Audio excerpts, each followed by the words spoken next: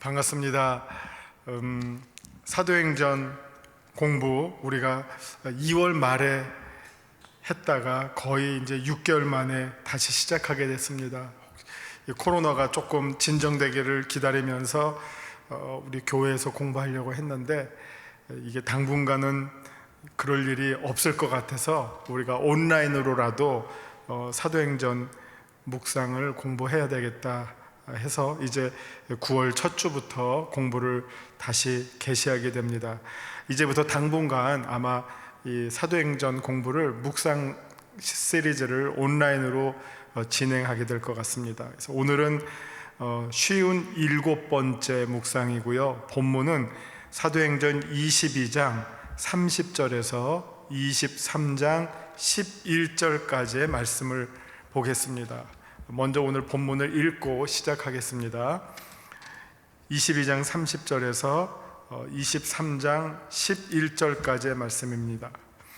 이튿날 천부장은 유대인들이 무슨 일로 그를 고발하는지 진상을 알고자 하여 그 결박을 풀고 명하여 제사장들과 온 공회를 모으고 바울을 데리고 내려가서 그들 앞에 세우니라.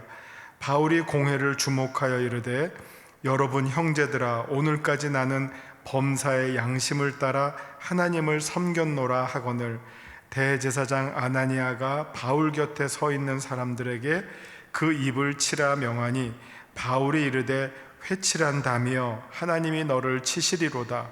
네가 나를 율법대로 심판한다고 앉아서 율법을 어기고 나를 치라 하느냐 하니 곁에 선 사람들이 말하되 하나님의 대제사장을 내가 욕하느냐. 바울이 이르되 형제들아, 나는 그가 대제사장인 줄 알지 못하였노라. 기록하였으되 너희 백성의 관리를 비방하지 말라 하였느니라 하더라. 바울이 그중 일부는 사두개인이요 다른 일부는 바리새인인 줄 알고 공회에서 외쳐 이르되 여러분 형제들아, 나는 바리새인이요 또 바리새인의 아들이라. 죽은 자의 소망 곧 부활로 말미암아 내가 신문을 받노라. 그 말을 한즉 바리새인과 사두개인 사이에 다툼이 생겨 무리가 나뉘어지니 이는 사두개인은 부활도 없고 천사도 없고 영도 없다 하고 바리새인은 다 있다 함이라. 크게 떠들세 바리새인 편에서 몇 서기관이 일어나 다투어 이르되 우리가 이 사람을 보니 악한 것이 없도다. 혹 영이나 혹 천사가 그에게 말하였으면 어찌하겠느냐 하여 큰 분쟁이 생기니 천부장은 바울이 그들에게 찢겨질까 하여 군인을 명하여 내려가 무리 가운데서 빼앗아 가지고 영내로 들어가라 하니라. 그날 밤에 주께서 바울 곁에 서서 이르시되 담대하라. 내가 예루살렘에서 나의 일을 증언한 것과 같이 로마에서도 증언하여야 하리라 하시니라. 아멘. 오늘 쉬운 7번째 묵상의 제목은 산헤드린 의회 앞에서 바울의 변호와 증거가 되겠습니다. 우리가 오랜만에 좀 공부하기 때문에 지금 오늘 본문의 상황을 간단하게 말씀드리면 우리가 사도행전 21장부터 바울의 마지막 그 예루살렘에서의 사역이 시작이 됩니다. 예루살렘 성전에 들어가고 또 들어갈 때 정결 예식을 다 지키고 또 거기에서 요구하는 네 사람에 대한 머리 깎는 일과 소위 유대인들이 요구하는 모든 그 조건들을 다 충족한 가운데 바울이 예루살렘 성전을 방문하게 되고 또 거기서 담대하게 복음을 외칩니다. 근데 이 일로 인해서 바울을 어떻게 보면 고소를 하게 되는 것이죠. 그래서 그 바울이 계속해서 그 고소를 받는 이 장면이 지금부터 이어지게 됩니다. 그래서 첫 번째로 산헤드린 공회 앞에 붙잡혀 오게 됩니다. 산헤드린 공회 혹은 산헤드린 의회라고 하는 이 제도는 그 로마가 이스라엘을 어떻게 보면 이제 지배하고 있지 않습니까? 근데 마치 이제 이렇게 예를 한번 볼 수 있을 것 같아요. 그 일제 강점기에 일본이 우리나라에 조선 총독부를 두었잖아요. 그런 것처럼 그 로마도 유대를 다스리는 총독을 두었고, 또 그 총독의 어떤 관리하에 유대인들의 문제는 유대인들이 해결할 수 있도록 자치기구를 두었는데, 그게 산헤드린 의회입니다. 그래서 산헤드린 의회에는 대제사장이 그 로마의 총독으로부터 임명을 받아요. 그래서 지금 이 장면이 펼쳐지고 있습니다. 그러니까 바울은 유대인들에게 고소를 받아서 먼저 산헤드린 공회에 붙잡혀 와서 산헤드린 공회의 의장인 대제사장, 여기 이름이 나오죠, 아나니아라고 하는 대제사장의 앞에 와서 신문을 받게 되는 장면입니다. 그게 이제 오늘 본문에 나오는 장면이고요.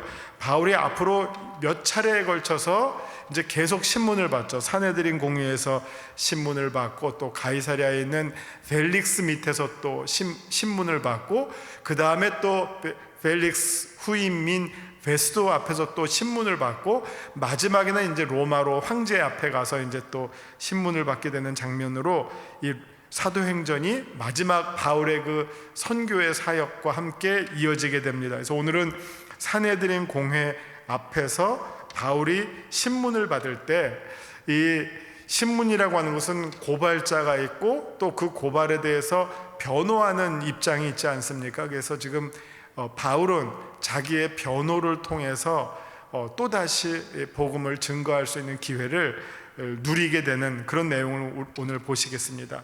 자, 말씀 요점 부분을 읽겠습니다. 천부장은 바울을 고소하는 유대인들의 정당성을 확인하고자 산헤드린 의회 앞에 바울을 데리고 갑니다. 바울은 유대 종교 지도자들 앞에서 자신을 변호합니다. 그 다음에 이제 이어서 말씀 산책 부분입니다.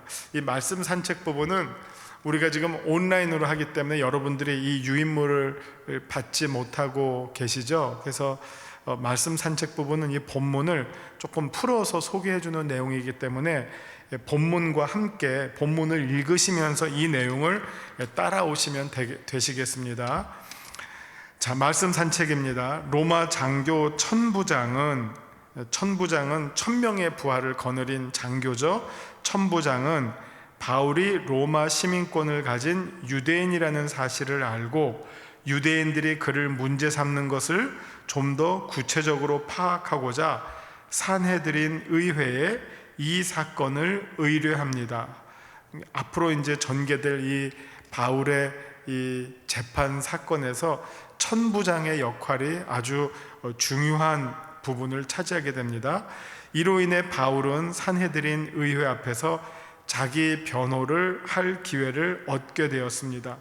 바울은 이 자리에서 자신이 유대인의 하나님 앞에서 바른 양심을 갖고 지금까지 살아왔노라고 고백합니다. 자, 이 부분에서 제가 한번 본문을 가지고 조금 설명해 드릴게요. 자, 30절부터 한번 제가 본문을 가지고 한번 설명해 드리겠습니다. 이튿날 천부장은 유대인들이 무슨 일로 그를 고발하는지 진상을 알고자 하여 그 결박을 풀고 명하여 제사장들과 온 공회를 모으고 바울을 데리고 내려가서 그들 앞에 세우니라. 자, 산헤드린 공회 앞에서 이제 재판을 받게 되는 바울의 장면이 소개가 됩니다. 23장 1절, 바울이 공회를 주목하여 이르되 여러분 형제들아, 오늘까지 나는 범사에 양심을 따라 하나님을 섬겼노라 하거늘. 자, 지금 바울은 자기가 믿는 신앙이 하나님을 믿는 신앙과 전혀 충돌하지 않는다는 사실을 말합니다. 그렇게 말할 때 대제사장 아나니아가 바울 곁에 서 있는 사람들에게 그 입을 치라 명하니, 자, 이 장면에서 바울과 유대교도들 사이에 어떤 차이가 있는 것을 보실 수가 있겠죠.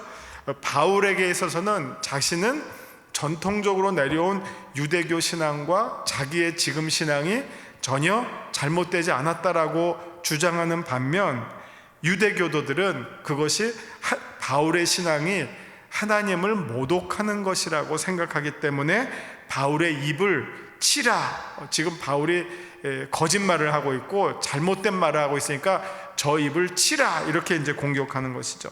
그러자 바울이 이르되 회칠한다며 하나님이 너를 치시리로다. 내가 나를 율법대로 심판한다고 앉아서 율법을 어기고 나를 치려 하느냐.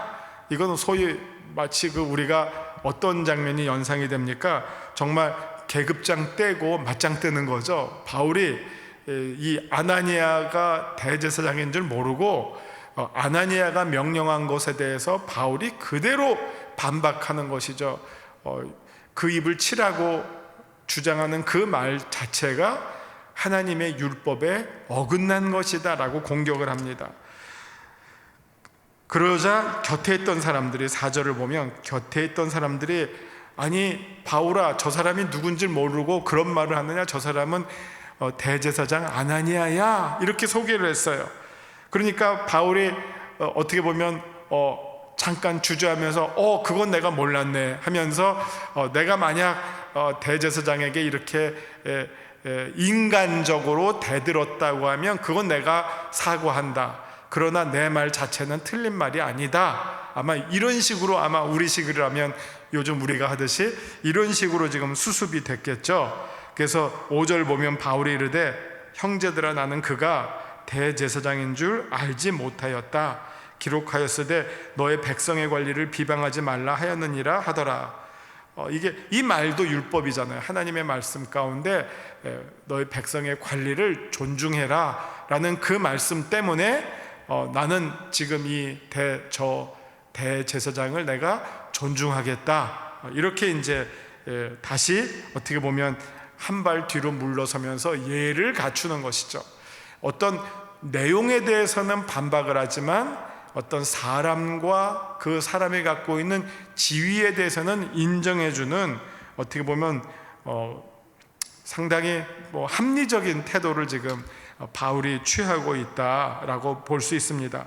그러면서 6절부터의 내용을 보시면 바울이 그 산헤드린 공의회의 구성원들을 쭉 보았어요. 그랬더니 일부는 사두개인이고 일부는 바리새인인 것을 보게 되었습니다. 그러면서 어떻게 보면 이제 두 그룹이 있는 것이죠. 여기서 이제 바울이 어떤 전략적 어떻게 보면 접근을 하는 것입니다. 그래서 그 둘 사이를 어떻게 보면 나누는 것이죠. 둘 사이에 어떤 의견의 충돌을 일으켜서 자기가 어떻게 보면 이제 벗어날 길을 찾는 아주 순간적인 전략이 빛을 발하는 장면입니다. 6절을 보시면 그중 일부는 사두개인이요 다른 일부는 바리새인 줄 알고 공회에서 외쳐 이르되 여러분 형제들아, 나는 바리새인입니다. 또 바리새인의 아들이라서 죽은 자의 소망 곧 부활로 말미암아 내가 신문을 받습니다. 여러분, 이 말이 틀립니까? 맞습니까? 맞아요. 이게 아주 참 바울이 여기서 머리를 씁니다.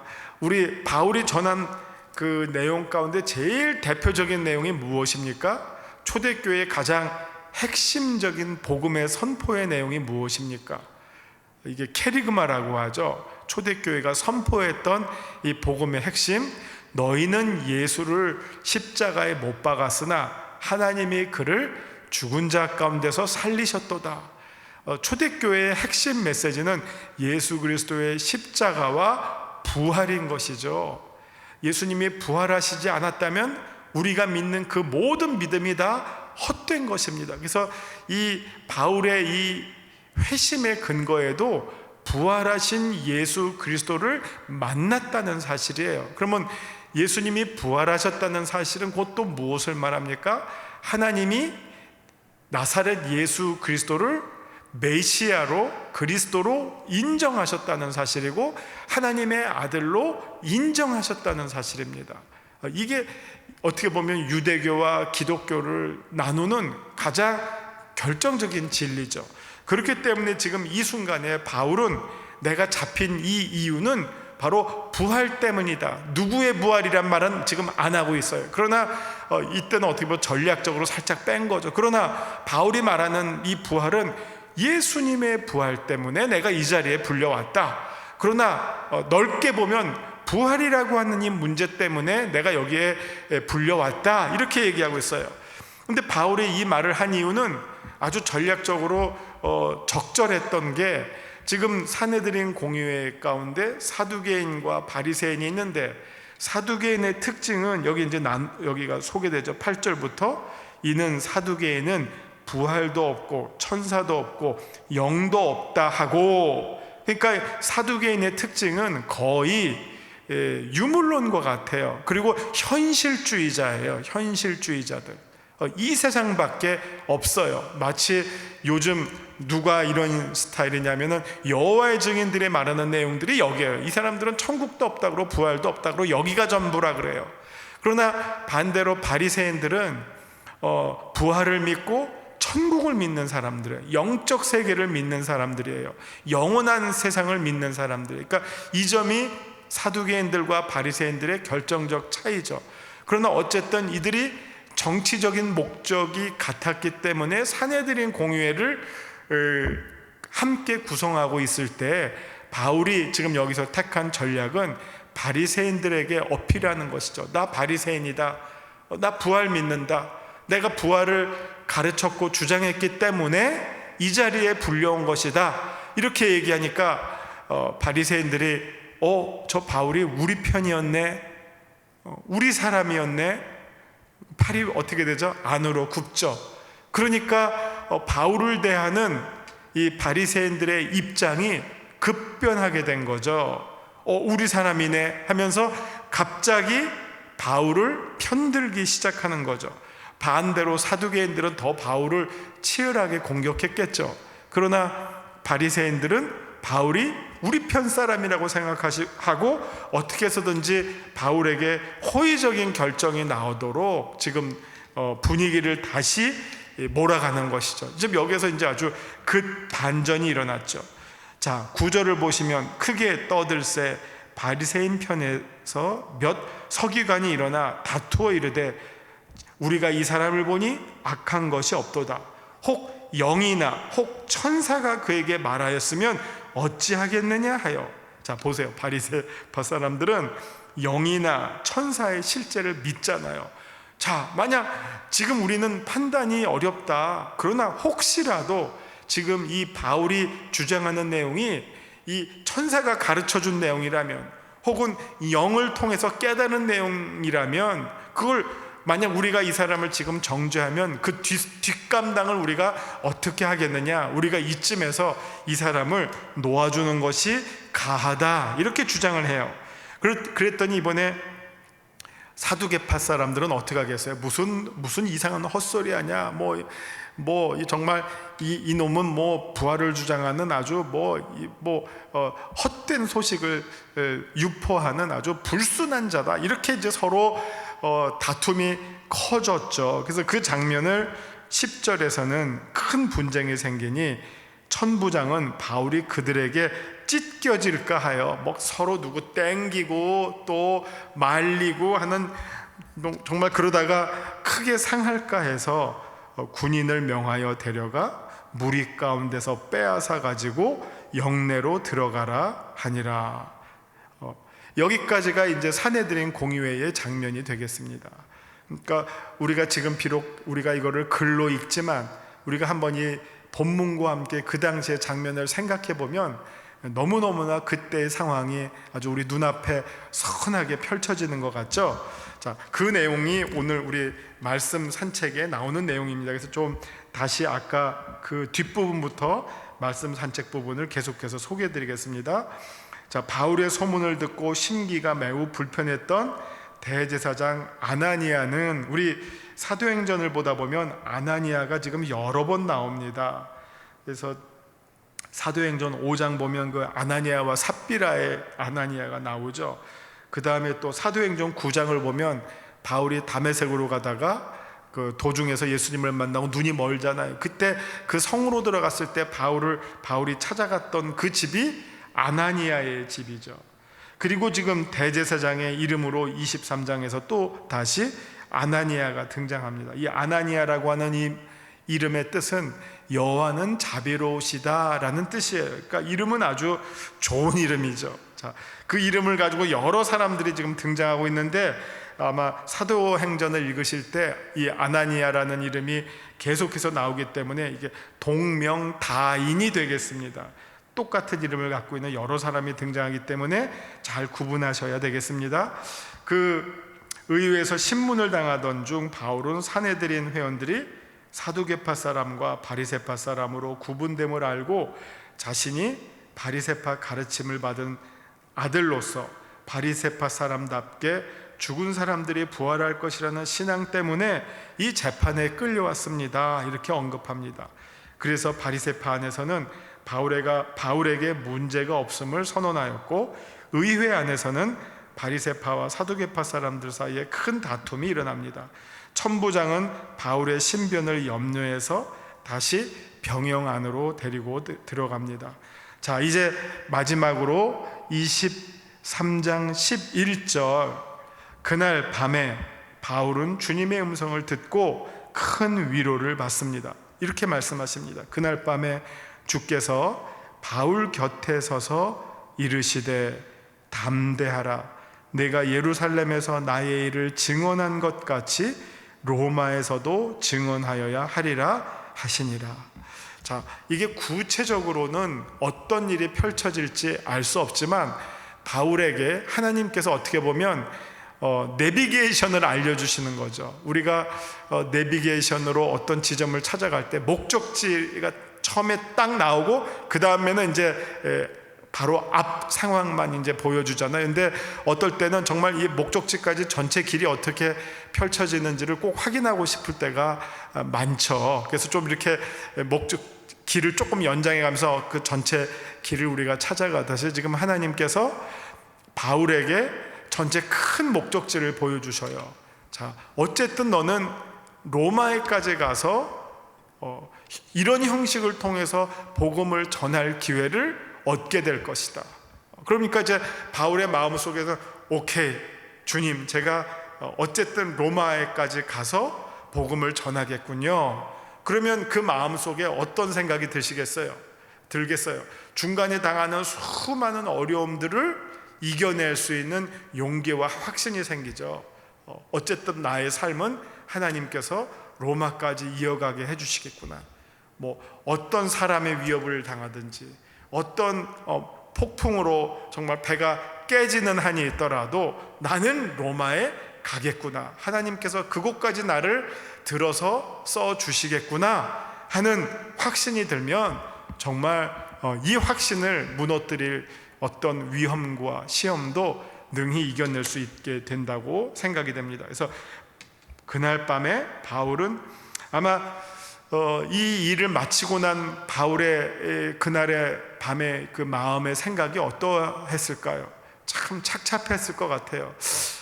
과연 내가 이런 수많은 어려운 과정들을 잘 이겨낼 수 있을까?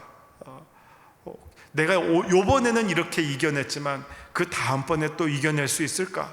이런 어떤 많은 인간적인 마음으로 번민이 오고 뒤척이고 좀 용기도 잃고 그럴 상황일 텐데 하나님께서 이 말씀을 주심으로 말미암아 바울에게 큰 용기와 힘이 되었다라는 사실을 우리가 보게 됩니다. 그날 밤에 바울은 주님의 음성을 듣고 큰 위로를 받습니다. 그것은 바울이 예루살렘에서처럼 로마에서도 주님을 증언하게 된다는 약속이었습니다. 이 예루살렘에 올 때도 많은 어려움이 있지 않았습니까? 그 수건을 주고 이 수건에 묵기리라, 예루살렘 가면 어려움 당하리라. 그럼에도 불구하고 바울은 예루살렘을 찾았죠. 자, 마찬가지로 그 앞으로 가는 길에 수많은 어려움이 있더라도 바울은 그 길을 주님과 함께 걸어갈 것입니다. 자, 말씀 적용 부분입니다. 하나님은 어떤 분이십니까? 11절을 보시면 우리 하나님은 힘들고 지친 상황 가운데 있는 주님의 신실한 사람을 뜻하지 않은 장소와 시간에 찾아오셔서 위로해 주십니다. 그날 밤에 바울이 주님을 어느 장소에서 만났습니까? 병영에 있는 아마 감옥 한가운데에서 주님을 만났겠죠. 그 자리에서 주님께서 찾아와 주시고 만나 주셨습니다. 내가 최근에 받은 이와 같은 주님의 위로와 약속은 언제였습니까? 오히려 가장 우리의 삶 가운데 공고한 시간 가운데, 가장 힘든 시간 가운데, 사방이 막힌 그런 가운데 하나님만이 우리를 찾아와 주셔서 우리에게 위로를 주시는 그 상황을 우리가 생각해 보게 됩니다. 내게 주시는 교훈은 무엇입니까? 11절 말씀 역시 우리가 주님의 선한 마음과 뜻에 집중되어서 살고 있을 때 주님은 우리 한 사람 한 사람 옆에 늘 함께 하시는 분임을 잊지 말아야 하겠습니다. 내가 새롭게 해야 할 것은 담대함과 주님을 증언할 수 있는 성령의 충만함이심을 꼭 기억하셔야 하겠습니다. 자, 우리 마지막으로 기도하고 마치겠습니다. 기도하시겠습니다. 하나님, 어떤 상황에서도 주님을 믿는 자로서 담대함과 지혜 가운데 말하게 하시고, 또 우리가 가장 어려운 순간에 우리를 찾아오시는 분이 우리의 아버지, 전능하신 하나님 아버지이심을 우리가 늘 기억하고, 어려울 때일수록 주님을 더욱 의지하며 주님과 함께 그 길을 헤쳐나갈 수 있는 믿음과 용기와 지혜를 더하여 주시옵소서. 예수님 이름으로 기도합니다. 아멘.